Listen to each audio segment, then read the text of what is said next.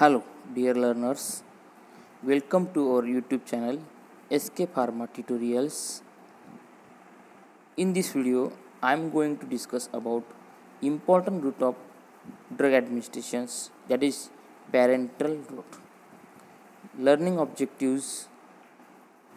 After the complete watching of this video, the student should able to learn about basic introduction of parenteral routes, different types of injections as per their depth of insertion or injection, and advantages and disadvantages of the parenteral routes. To start from introduction of parenteral. So word parenteral is derived from two main Greek words. First one is para, that means the besides or outsides, and second one is the intron, that means the alimentary canal or intestines. So the parenteral routes other than the alimentary tracts, or the route of drug administrations other than the alimentary tracts or alimentary canals, that means the introns, are called as the parenteral routes. So in case of parenteral routes, the drugs in the form of solution, suspension, either in the form of injection, are injected into the body with the help of hollow syringe and needles, or in some cases in the form of vapors or gases, or in the form of fine droplets are inhaled into the respiratory tracts. So in these routes, they eliminate the factors of absorption, since the absorption is injected directly into the systemic circulations to achieve the 100% viability. So these are the basic information about the parenterals. So parenteral routes having two main different types or subtypes, or two main different preparation. First one is the injection and second is the inhalation. So injections, they have the also subtypes or the types of injections as per their insertion or as per their injections. They are divided into the intradermal, subcutaneous, intramuscular, intravenous, intraarterial, intraperitoneal, intrathecal, intramedullary, intraarticular, and intradermal. And second is the inhalation, that means the fine droplets, vapors, or the gases, for example general anesthetics, are inhaled in the form of, or into the respiratory tracts. So next one is the advantage of the parenteral routes. So first advantage of the parenteral routes, the injection can be employed in the conscious or the unconscious patients. So patients is the uncooperative or the unconscious patients. This routes is very useful for such type of patients or in some conditions. Second advantage is they can also useful for the patients suffering from the vomitings, diarrhea, and also patients cannot be able to swallow the drugs by oral routes. These parenteral routes are preferred to administer the drugs. Next advantage is very fast onset of action. In case of parenterals, it produces the fast onset of actions because they directly goes to the circulation, systemic circulations, and distribute into the various body compartment rapidly.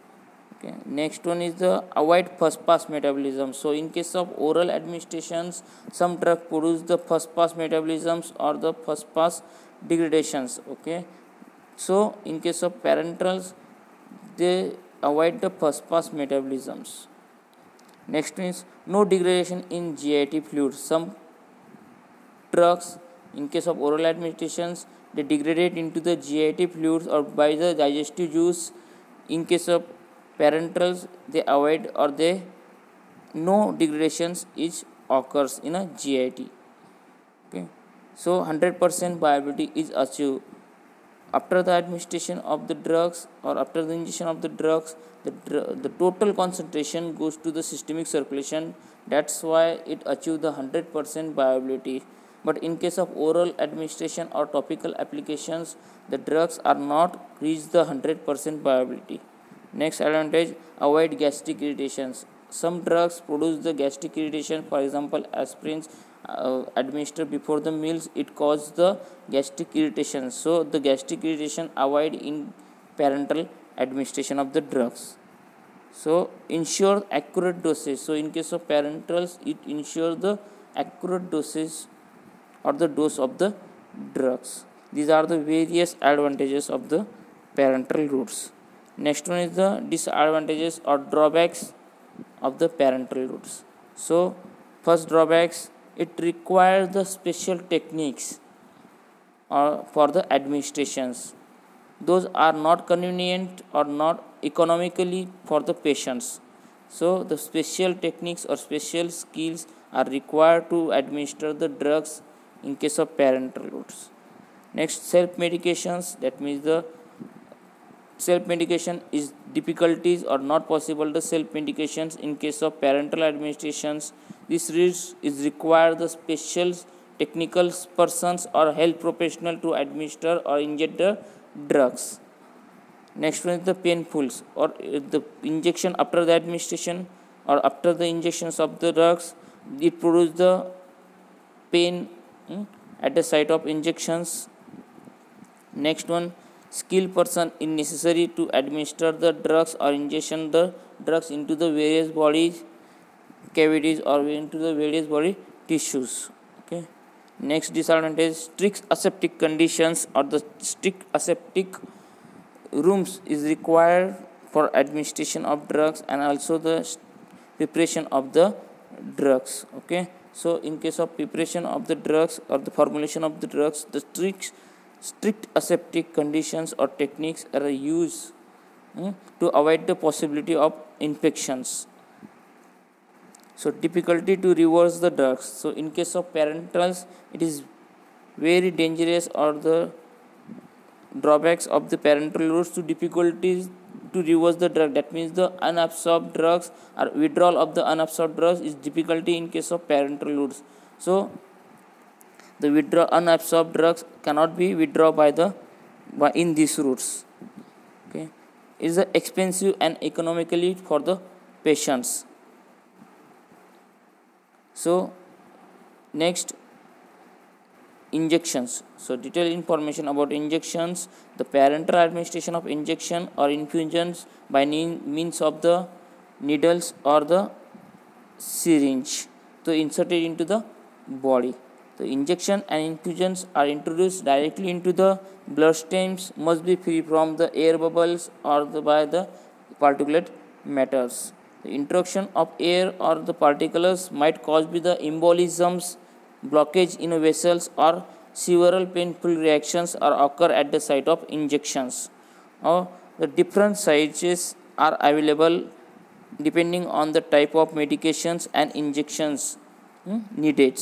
So the different angles for the insertion of the injections, as per their angle of insertions, 90-degree angles for the intramuscular. So in case of intramuscular, the drugs are injected into the muscles, they injected by the 90-degree angles, or in case of subcutaneous 45-degree angle is used, or in case of intravenously 25-degree angles, or in case of intradermal 10 to 15-degree angle. So these are the different angles for the inserting the injections. Okay, next one is the subcutaneous injections. So one of the type of injections when the drugs are deposited into the loose subcutaneous tissues. The irritant drug cannot be ingested by these routes. So as compared to the intramuscularly, it produces the slow absorptions or the slow absorption of drugs in case of subcutaneous injections as compared to the intramusculars. Only a small amount of drugs or the small volume of drugs can be ingested, near about 2 ml or less than 2 ml solutions or the volume of injections are injected into the subcutaneous tissues. They are generally injected into the subcutaneous tissue for the forearms, upper arms, sides and abdomen. These are the site of injections. The site should be rotated frequently after the injections to reduce the tissue irritation. So After the injections, the site of injections should be rotated frequently because it reduces the tissue irritations. Next one is the intramuscular injections. So intramuscular injections are performed deep into the skeletal muscles at the tendons, triceps, gluteus maximus, rectus femoris, or the lumbar muscles, or the aqueous, or in case of intramuscular injections, aqueous or oleaginous solutions or suspensions are injected and they produce the rapid effects or rapid actions. The drugs that are irritating to subcutaneous tissue are also administers. This type of drugs are also administered by the intramuscularly, or some drug produce the irritations, they are prefer the intramuscular routes. So the in case of intramuscular, the 2 to 5 ml solution or volume of the injections is required to inject into the muscles. Next one is the intravenous injections. So an aqueous solution is injected directly into the veins at the rate of efficacy, safety, and comfort for the patients with desired duration of drug responses. So drug may be administered as a bolus or infused slowly via the slow drips to maintain the blood levels or to provide the nutrients and drug after the surgery. So in case of intravenous administrations, the oleaginous base are not used by the IV, or the oleaginous substance or the oleaginous medicaments are not introduced or ingested by the IV. They might be produce the pulmonary embolysis. That's why the oleaginous substance are not ingested by the intravenously. So in case of intravenously, the bulk volume or the bulk amount of drugs, large amount of drugs are also administered by these routes. Okay. Next one is the intradermals. So in case of intradermals, the drugs are administered into the skin layer of usually in the volume about 10th of milliliters. That means the 0.1 ml volume of injections is inserted into the dermis, okay, or the layer of skins. The common sites of the intradermal injections is the arm and backs, okay, where there is no hair is available. Okay, they are frequently done for the diagnostics, means intratuberculin, then allergens testings. So diagnostic purpose, the intradermal injections is frequently used. Next one is the intramedullary injections. So intramedullary injections, they are the administration of drugs into the bone marrow, which called as the intramedullary. This route is not preferred rarely.